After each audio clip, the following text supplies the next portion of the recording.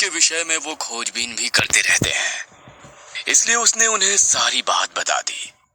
रचित की बात खत्म होने के बाद मिस्टर धर्मित ने कहा, तुम्हारी बातें सुनकर ऐसा लग रहा है कि इस बंगले का रहस्य उसी पेंटिंग में छुपा हुआ है जिसे तुम्हारी माँ ने कूड़ेदान में फेंक दिया था। आज शायद वो समय आ गया है कि मैंने अपने गुरुजी से जो सीखा है मैं उसका उपयोग करूं। इसलिए हम कल ही उस बंगले में चलेंगे। लेकिन अगर हम दोनों को कुछ हो गया तो? नहीं, मुझे बहुत डर लग रहा है सर। रचित घबरा कर बोला।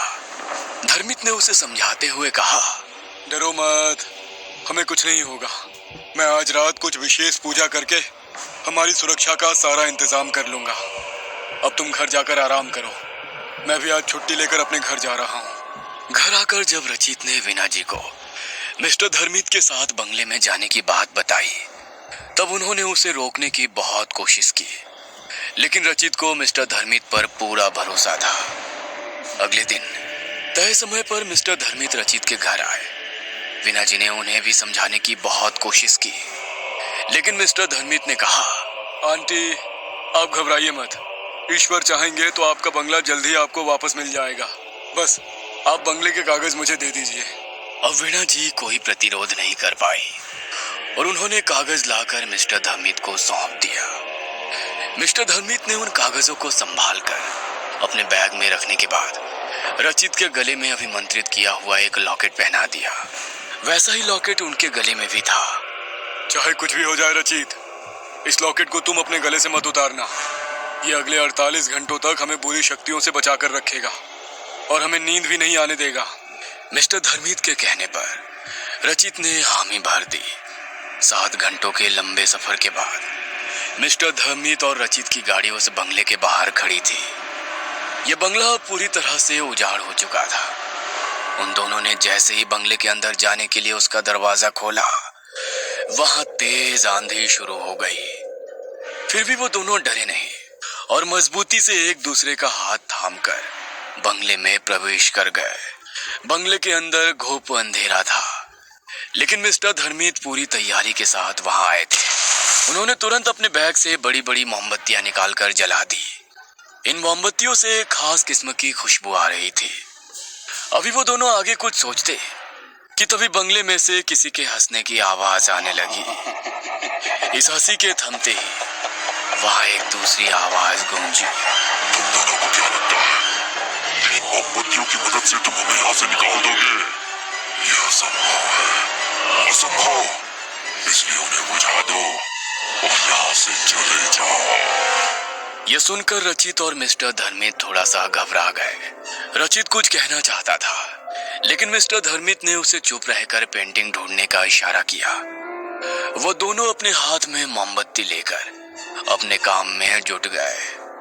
लॉकेट और मोमबत्तियों के कारण बंगले में मौजूद काली शक्तियां इनके पास नहीं आ पा रही थी, लेकिन वो उन्हें डराने की भरपूर कोशिश कर रही थी।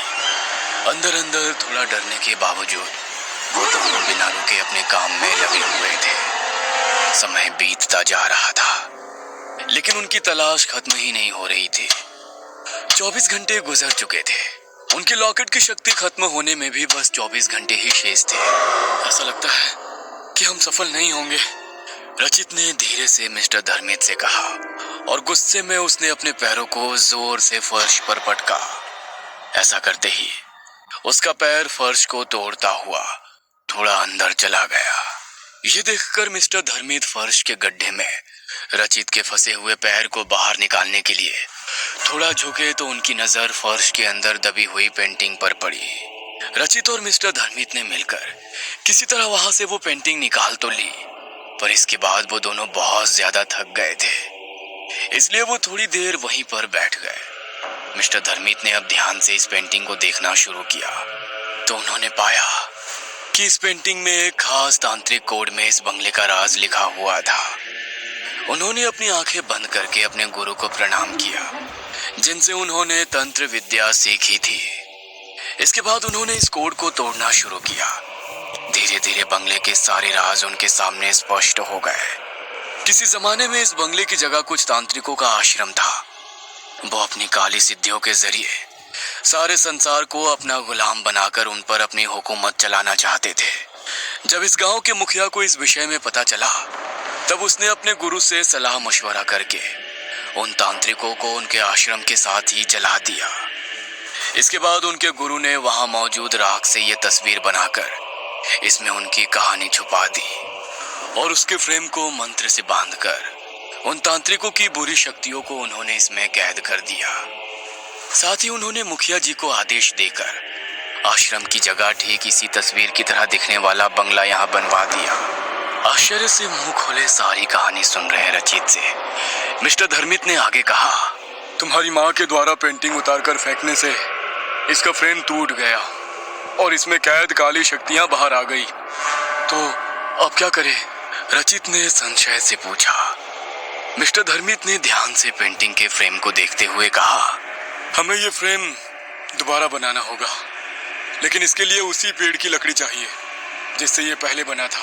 ये पेड़ इसी जंगल में है, लेकिन कहाँ ये मुझे नहीं पता। तुम जल्दी जाओ और उसे जाकर ढूंढने की कोशिश करो। तब तक मैं पूजा की तैयारी करता हूँ। और सुनो, संभल कर जाना। वो काली शक्तियाँ तुम्हें डराने की कोशिश करेगी, लेकिन अभी हमारे लॉकेट में 18 घंटे की शक्ति बची हुई है, इसलिए घबराना मत। मिस्टर धर्मित की बात सुनकर रचित जब पेड़ ढूंढने के लिए निकला, तब बुरी शक्तियां भी उसे रोकने के लिए उसके पीछे चल पड़ी। कभी वो रचित के आगे गहरे गड्ढे का भ्रम पैदा करती, तो कभी उस पर हड्डियों और खून की बारिश करती, और कभी डरावनी आवाज में उसे यहाँ से वापस जाने के लिए धमकाती। लेकिन रचित मिस्टर धर्मित की बातों को याद करते हुए चुपचाप आगे बढ़ता रहा। उसने लगभग पूरा जंगल छान लिया,